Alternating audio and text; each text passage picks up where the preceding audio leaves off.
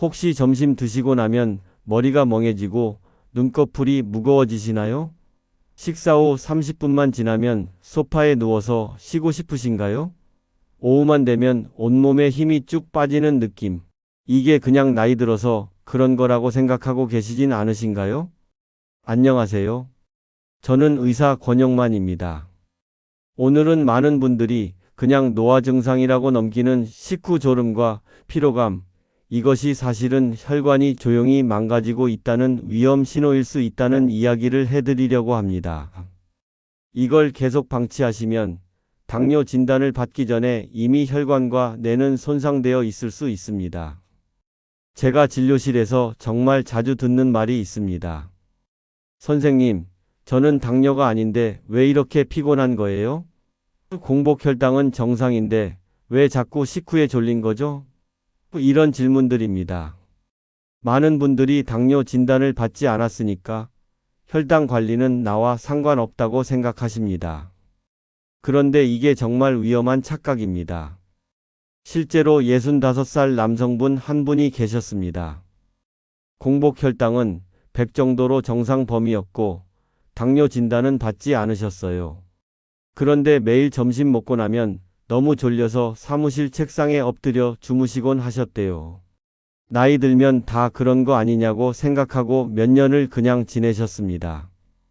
그러다가 어느 날 갑자기 가슴이 답답하고 숨이 차서 응급실에 가셨어요. 검사 결과 혈관벽이 이미 상당히 손상되어 있었고 동맥경화가 상당히 진행된 상태였습니다. 의사 선생님이 말씀하시길 식후 혈당이 너무 높이 올랐다 떨어지는 걸 몇 년간 반복하셨을 겁니다. 그게 혈관을 계속 공격한 거예요. 이분은 당뇨 진단을 받지 않았지만 식후 혈당 스파이크 때문에 혈관이 망가지고 있었던 겁니다. 이게 바로 오늘 제가 말씀드리고 싶은 핵심입니다. 당뇨가 아니어도 식후 혈당이 급격하게 올랐다 떨어지는 패턴이 반복되면 혈관은 조용히 늙어갑니다. 혈당 스파이크가 뭔지 간단하게 설명드리겠습니다. 우리가 밥을 먹으면 혈액 속에 당이 들어옵니다. 정상적으로는 이 당이 천천히 올라가고 천천히 내려와야 합니다. 그런데 흰 쌀밥, 빵, 면 같은 정제된 탄수화물을 빠르게 먹으면 혈당이 순식간에 치솟습니다.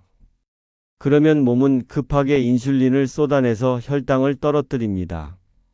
이렇게 혈당이 급등했다가 급락하는 걸 혈당 스파이크라고 부릅니다. 문제는 이 과정에서 혈관 내벽이 손상된다는 겁니다.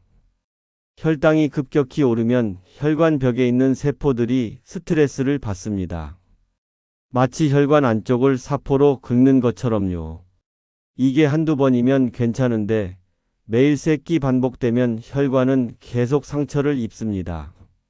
그 상처 부위에 염증이 생기고 그곳에 콜레스테롤이 쌓이고 결국 혈관이 좁아지고 딱딱해집니다. 이게 동맥경화의 시작입니다. 그럼 어떻게 알 수 있느냐? 바로 식후 졸음입니다. 밥 먹고 나서 30분에서 1시간 사이에 갑자기 머리가 멍해지고 눈꺼풀이 무거워지고 집중이 안 되고 온몸에 힘이 빠지는 느낌. 이게 혈당이 급등했다가 급락하면서 뇌에 공급되는 에너지가 불안정해진 신호입니다. 또 식후에 갑자기 손발이 떨리거나 심장이 두근거리거나 짜증이 나는 분들도 계십니다. 이것도 혈당이 급락하면서 나타나는 증상입니다. 많은 분들이 이런 증상을 밥 먹고 나면 당연히 졸린 거 아냐? 라고 생각하십니다. 그런데 정상적으로 혈당이 관리되는 사람은 식후에 약간 포만감은 느껴도 졸음에 빠지거나 극심한 피로를 느끼지 않습니다. 식후 졸음이 심하다는 건 지금 내 몸이 혈당을 제대로 조절하지 못하고 있다는 강력한 신호입니다. 그리고 이건 단순히 피곤한 것으로 끝나지 않습니다. 혈당 스파이크가 반복되면 뇌 기능도 떨어집니다. 최근 연구들을 보면 식후 혈당이 자주 급등하는 사람은 치매 위험이 높아진다는 결과가 나왔습니다. 혈당이 높을 때 뇌혈관도 손상을 입고 뇌세포에 염증 물질이 쌓이기 때문입니다. 또 혈당 스파이크는 만성 염증을 유발합니다. 염증은 관절염, 피부 노화, 면역력 저하, 암 발생까지 연결됩니다. 그래서 저는 항상 말씀드립니다. 당뇨 진단을 받지 않았더라도 식후에 졸리고 피곤하다면 지금 당장 혈당 관리를 시작하셔야 합니다. 당뇨는 진단받는 순간부터 위험한 게 아닙니다. 진단받기 몇 년 전부터 이미 혈관은 망가지고 있었던 겁니다. 특히 60대 이상이시고 배에 살이 있으시고 가족 중에 당뇨 환자가 있으시다면 더욱 조심하셔야 합니다. 이런 분들은 인슐린 저항성이 높아서 혈당 스파이크가 더 쉽게 생깁니다. 인슐린 저항성이라는 건 인슐린이 제대로 일을 못하는 상태입니다. 그래서 혈당을 떨어뜨리기 위해 더 많은 인슐린이 필요하게 되고 결국 췌장이 지쳐서 당뇨로 넘어가는 겁니다. 그럼 어떻게 해야 할까요? 다행히도 혈당 스파이크는 생활 습관만 바꿔도 충분히 막을 수 있습니다. 약도 필요 없고 복잡한 치료도 필요 없습니다. 식사 순서, 식후 움직임, 물 마시는 타이밍만 조금 바꿔도 혈당 곡선이 완전히 달라집니다. 지금부터 그 방법들을 하나하나 말씀드리겠습니다. 자, 이제 조금 더 깊이 들어가 보겠습니다. 왜 혈당 스파이크가 노화를 빠르게 만드는지 그 과정을 이해하시면 이 습관을 바꾸는 게 얼마나 중요한지 체감하실 겁니다. 혈당이 급등하면 우리 몸 안에서 무슨 일이 벌어질까요? 첫 번째로 혈관 내피세포가 손상됩니다. 혈관 벽 안쪽을 덮고 있는 세포들이 혈당 스파이크를 맞으면 상처를 입습니다. 이 세포들은 혈관을 보호하고 혈액이 원활하게 흐르도록 돕는 역할을 합니다. 그런데 이 세포들이 손상되면 혈관벽이 거칠어지고 그곳에 콜레스테롤이나 염증 물질이 달라붙습니다. 이게 반복되면 혈관이 좁아지고 딱딱해지는 동맥경화가 생깁니다. 동맥경화가 무서운 이유는 증상이 거의 없다가 갑자기 심근경색이나 뇌졸중으로 나타나기 때문입니다.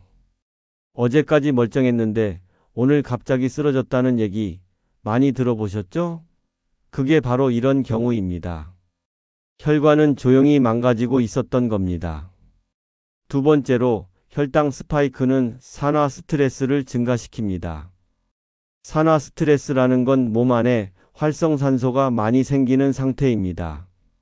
활성산소는 세포를 공격해서 노화를 빠르게 만듭니다. 피부가 처지고 주름이 생기고 머리카락이 빠지고 관절이 아프고 눈이 침침해지는 것, 이 모든 게 산화 스트레스와 관련이 있습니다. 혈당 스파이크가 반복되면 이 산화 스트레스가 계속 누적됩니다. 세 번째로 만성 염증이 생깁니다. 혈당이 급등하면 몸은 이걸 비상 상황으로 인식합니다. 그래서 염증 물질을 분비합니다. 이 염증 물질이 혈관, 관절, 뇌, 피부 등 온몸을 돌아다니면서 문제를 일으킵니다. 관절이 붓고 아프고 피부가 거칠어지고 기억력이 떨어지고 면역력이 약해지는 것, 이게 다 만성 염증 때문입니다. 특히 뇌에 미치는 영향이 심각합니다. 최근 연구를 보면 혈당 스파이크가 자주 일어나는 사람은 치매 발생률이 높다는 결과가 나왔습니다. 혈당이 높으면 뇌혈관도 손상되고 뇌세포에 염증이 생기고 뇌 속에 베타 아밀로이드라는 독성 단백질이 쌓입니다. 이게 알츠하이머 치매의 원인입니다. 그래서 요즘은 알츠하이머를 제3형 당뇨라고 부르기도 합니다. 뇌가 당을 제대로 이용하지 못해서 생기는 병이라는 뜻입니다. 그리고 또 하나, 혈당 스파이크는 지방 축적을 촉진합니다. 혈당이 급등하면 인슐린이 대량으로 분비됩니다. 인슐린은 혈당을 낮추는 호르몬이지만 동시에 지방을 저장하는 호르몬이기도 합니다. 인슐린이 많이 나오면 몸은 에너지를 태우는 대신 지방으로 쌓아둡니다. 특히 배에 지방이 쌓입니다. 복부 지방은 단순히 보기 싫은 게 아니라 염증 물질을 분비하는 내분비 기관입니다. 배에 살이 많을수록 만성염증이 심해지고 인슐린 저항성이 더 높아지고 혈당 스파이크가 더 쉽게 일어납니다. 악순환입니다. 실제로 70 초반 여성분 한 분이 계셨습니다. 당뇨는 아니었는데 배가 많이 나오셨고 항상 피곤하다고 하셨어요. 식사 후에는 너무 졸려서 낮잠을 2~3시간씩 주무셨대요. 그런데 어느 날 손주 손을 잡고 산책을 하다가 갑자기 다리에 힘이 풀려서 넘어지셨습니다. 병원에서 검사를 해보니 혈관 상태가 상당히 안 좋았고 뇌 MRI를 찍어보니 작은 뇌경색 흔적이 여러 개 있었습니다. 본인은 전혀 모르셨던 겁니다. 의사 선생님이 말씀하시길 식후 혈당이 계속 높았을 것 같습니다. 이게 뇌 혈관을 손상시켰어요. 이 이야기를 왜 드리냐면 혈당 스파이크는 증상이 없을 때도 몸을 망가뜨리고 있다는 걸 알려드리고 싶어서입니다. 나는 괜찮아. 아직 당뇨도 아니고라고 생각하시는 분들, 지금 이 순간에도 혈관은 조용히 늙어가고 있을 수 있습니다. 그럼 어떻게 해야 할까요? 다행히도 혈당 스파이크는 막을 수 있습니다. 약 없이도 가능합니다. 식사 방법, 식후 행동, 물 마시는 습관만 바꿔도 혈당 곡선이 완전히 달라집니다. 지금부터 그 구체적인 방법들을 하나하나 알려드리겠습니다. 자, 이제 가장 중요한 부분입니다. 오늘부터 바로 실천할 수 있는 혈당 스파이크 예방 루틴을 말씀드리겠습니다. 복잡하지 않습니다. 3가지만 기억하시면 됩니다. 첫 번째, 식사 순서를 바꾸세요. 이게 정말 중요합니다. 같은 음식을 먹어도 먹는 순서에 따라 혈당 곡선이 완전히 달라집니다. 지금부터 제가 말씀드리는 순서대로 드셔보세요. 먼저 채소를 드십시오. 식사를 시작할 때 가장 먼저 먹어야 하는 건 채소입니다. 샐러드, 나물, 쌈채소, 김치, 뭐든 좋습니다. 채소에는 식이섬유가 많습니다. 이 식이섬유가 위장에서 젤처럼 변해서 음식물이 천천히 소화되도록 막아줍니다. 그래서 혈당이 천천히 올라갑니다. 그 다음 단백질을 드십시오. 고기, 생선, 두부, 계란, 이런 단백질 반찬을 드세요. 단백질은 소화가 느리고 포만감을 오래 유지시켜줍니다. 또 혈당을 안정시키는 데 도움을 줍니다. 마지막으로 탄수화물을 드십시오. 밥, 빵, 면 같은 탄수화물은 가장 마지막에 드세요. 이미 위장에 채소와 단백질이 깔려 있기 때문에 탄수화물이 천천히 흡수됩니다. 그래서 혈당이 급등하지 않습니다. 실제로 한 연구에서 같은 식사를 먹더라도 채소를 먼저 먹은 그룹은 탄수화물을 먼저 먹은 그룹보다 식후 혈당이 30% 낮게 나왔습니다. 순서만 바꿨을 뿐인데 말이죠. 이게 매일 3끼 반복되면 혈관 건강에 엄청난 차이를 만듭니다. 그럼 밥을 어떻게 먹어야 하느냐? 흰 쌀밥보다는 잡곡밥, 현미밥이 훨씬 좋습니다. 흰 쌀밥은 소화가 너무 빨라서 혈당을 급등시킵니다. 잡곡이나 현미는 식이섬유가 많아서 혈당이 천천히 올라갑니다. 만약 흰 쌀밥을 드셔야 한다면 양을 줄이시고 반드시 채소와 단백질을 먼저 충분히 드신 후에 조금만 드세요. 그리고 천천히 드십시오. 급하게 먹으면 혈당이 급등합니다. 최소한 20분 이상 천천히 씹으면서 드세요. 씹는 동안 침이 나오고 소화가 시작되고 뇌가 포만감을 느낍니다. 빨리 먹으면 과식하게 되고 과식하면 혈당 스파이크가 심해집니다. 두 번째, 식후 10분만 움직이세요. 이게 정말 효과가 큽니다. 식사를 마치고 바로 소파에 앉거나 눕지 마십시오. 대신 천천히 걸으세요. 집안을 걷거나 집 밖을 산책하거나 설거지를 하거나 뭐든 좋습니다. 10분만 가볍게 움직이면 됩니다.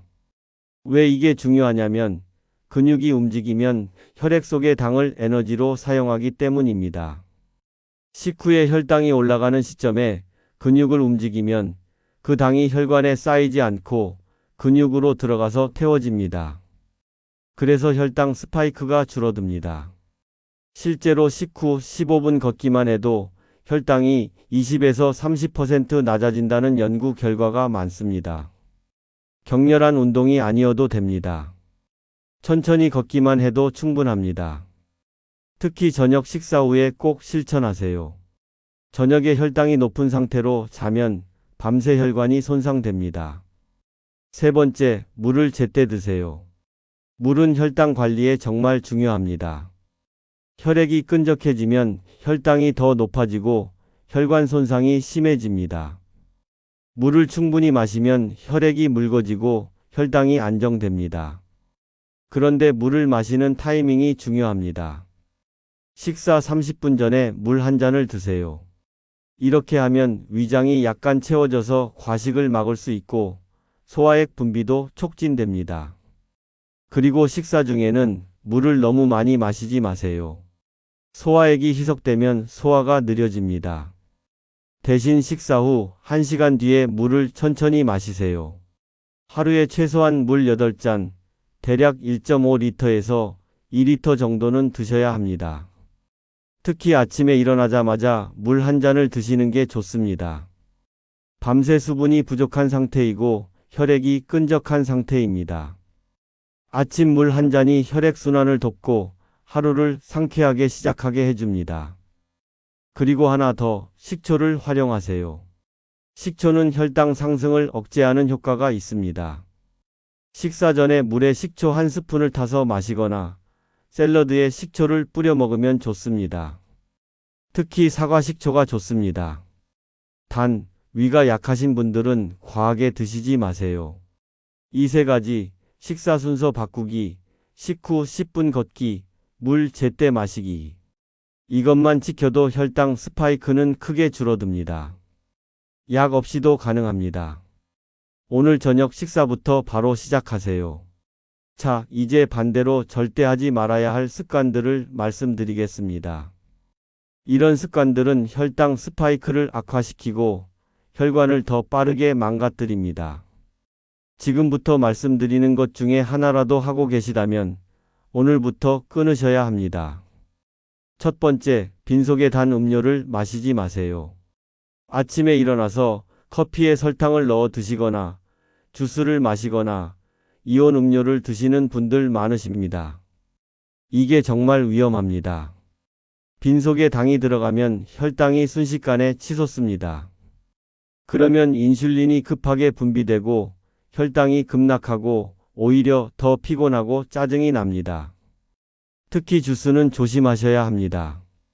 과일은 건강에 좋다고 생각해서 아침에 오렌지 주스, 사과 주스를 드시는 분들이 많은데 주스는 과일의 섬유질은 다 빠지고 당만 남은 겁니다. 이건 설탕물이나 다름없습니다. 과일을 드시려면 통째로 드세요. 씹어서 먹으면 섬유질도 함께 섭취되고 혈당도 천천히 올라갑니다.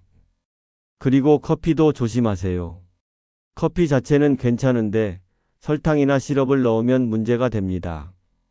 아메리카노나 블랙커피로 드시고 단맛이 필요하면 스테비아 같은 천연 감미료를 소량만 쓰세요.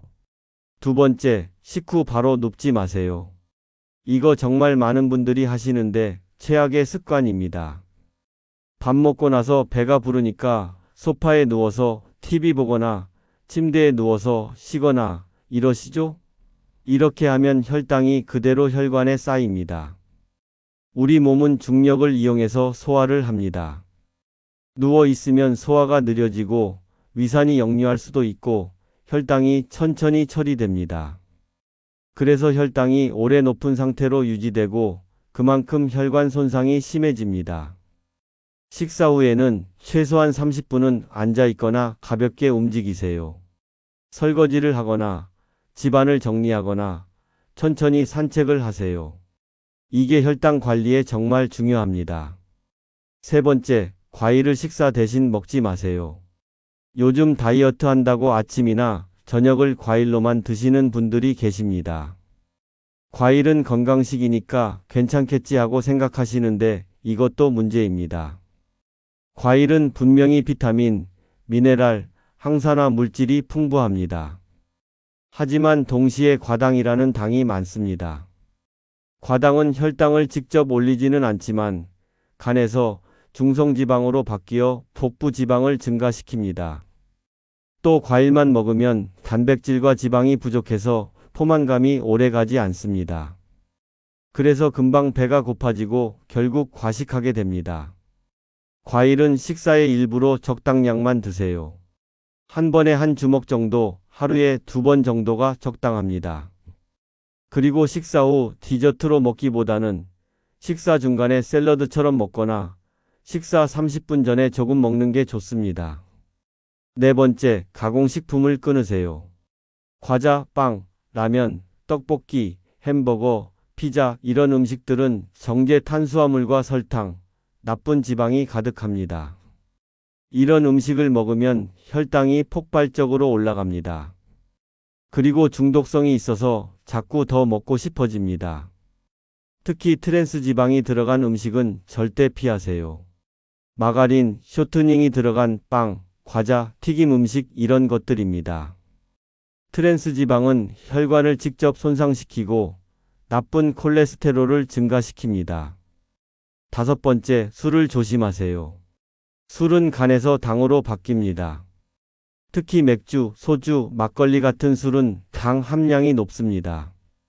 술을 마시면 혈당이 올라갔다가 간이 술을 분해하느라 혈당 조절 기능이 떨어져서 나중에 저혈당이 올 수도 있습니다. 이런 혈당 변동이 혈관을 공격합니다.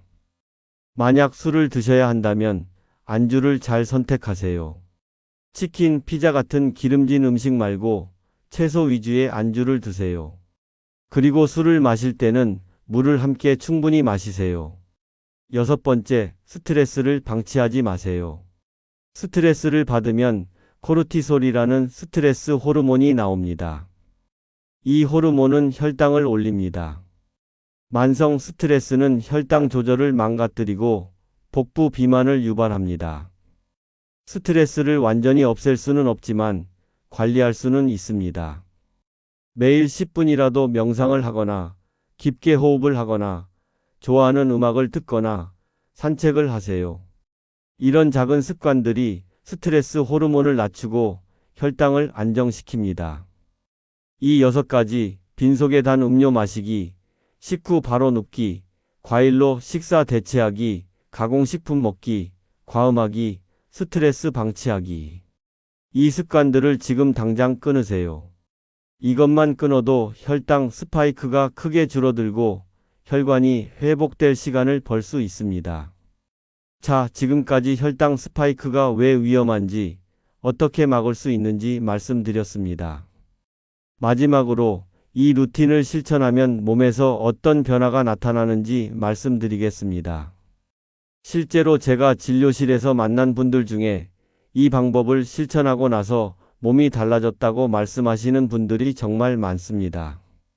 68살 남성분 한 분은 매일 점심 먹고 나면 너무 졸려서 사무실 책상에서 1시간씩 주무셨대요. 그런데 식사 순서를 바꾸고 식후에 10분씩 걷기 시작했더니 3일 만에 식후 졸음이 확 줄었다고 하셨습니다. 처음엔 반신반의했는데 진짜 효과가 있더라고 하시면서 깜짝 놀라셨어요. 한 달 뒤에 다시 오셨을 때는 얼굴색도 밝아지고 활력이 생겼고 체중도 3kg 빠졌다고 하셨습니다. 70 초반 여성분 한 분은 배에 살이 많고 항상 피곤하다고 하셨습니다. 혈당 스파이크 관리를 시작하고 일주일 만에 아침에 일어났을 때 몸이 가볍다고 하셨어요. 예전에는 아침에 일어나면 온몸이 무겁고 개운하지 않았는데 요즘은 상쾌하게 일어난다고 하셨습니다. 한 달 후에는 배둘레가 5cm 줄었고 혈압도 안정되었습니다. 이런 변화는 특별한 게 아닙니다. 혈당 스파이크가 줄어들면 혈관 부담이 줄고 염증이 감소하고 에너지가 안정되기 때문입니다. 몸이 본래 가진 회복력이 작동하기 시작하는 겁니다. 단기적으로는 일주일 안에 식후 졸음이 줄고 피로감이 감소하고 머리가 맑아지고 소화가 편해집니다. 한 달 정도 지나면 체중이 조금씩 줄고 배둘레가 줄고 피부가 좋아지고 수면의 질이 좋아집니다. 석 달 정도 꾸준히 하면 혈압이 안정되고 콜레스테롤 수치가 개선되고 혈당 수치가 정상 범위로 돌아오는 분들이 많습니다. 장기적으로는 혈관 나이가 젊어집니다. 동맥경화 진행이 늦춰지고 심근경색이나 뇌졸중 위험이 줄어듭니다. 치매 발생 위험도 낮아집니다. 관절이 편해지고 면역력이 좋아지고 전반적인 삶의 질이 높아집니다. 그리고 무엇보다 손주와 놀 때 숨이 덜 차고 여행을 가도 지치지 않고 배우자와 산책할 수 있는 체력이 생깁니다. 이게 진짜 중요한 겁니다. 건강하게 오래 사는 것, 그리고 사랑하는 사람들과 함께 시간을 보낼 수 있는 것, 이게 우리가 원하는 노년 아닙니까? 혈당 스파이크 관리는 어렵지 않습니다. 약도 필요 없고 돈도 많이 들지 않습니다. 식사 순서만 바꾸고 식후에 10분만 걷고 물을 제때 마시고 나쁜 습관만 끊으면 됩니다. 이것만으로도 몸은 달라집니다. 오늘 이 영상을 보신 분들, 오늘 저녁 식사부터 바로 시작해 보세요. 채소 먼저, 단백질 다음, 밥은 마지막. 그리고 식사 후 10분 걷기. 이것만 해도 내일 아침에 몸이 조금 더 가볍다고 느끼실 겁니다. 당뇨 진단을 받지 않았다고 안심하지 마세요. 식후에 졸리고 피곤하다면 지금 당장 시작하셔야 합니다. 당뇨는 진단받는 순간부터 위험한 게 아닙니다. 그 전부터 이미 혈관은 망가지고 있었던 겁니다. 혈당 스파이크 관리는 노화를 늦추는 가장 확실한 방법입니다. 지금 시작하면 10년 후에도 건강하게 걸을 수 있습니다. 손주 손을 잡고 공원을 산책할 수 있습니다. 배우자와 함께 여행을 갈 수 있습니다. 여러분의 노년 건강, 지금부터 함께 챙겨보세요. 오늘 말씀드린 내용이 도움이 되셨다면 좋아요와 구독 부탁드립니다. 건강 관련 질문이나 궁금한 점이 있으시면 댓글로 남겨주세요.